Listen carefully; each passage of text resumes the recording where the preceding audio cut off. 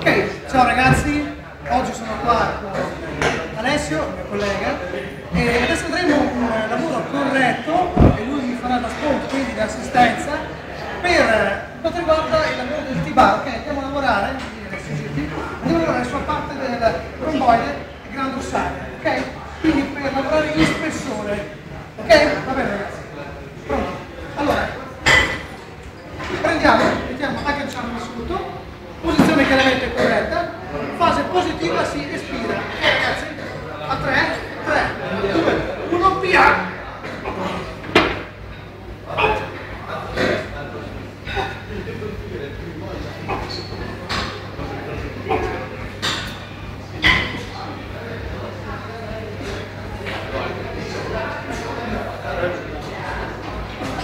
Ok, bene ragazzi, e anche adesso ho visto un esercizio per lo spessore, quindi lavorare in larghezza, ok?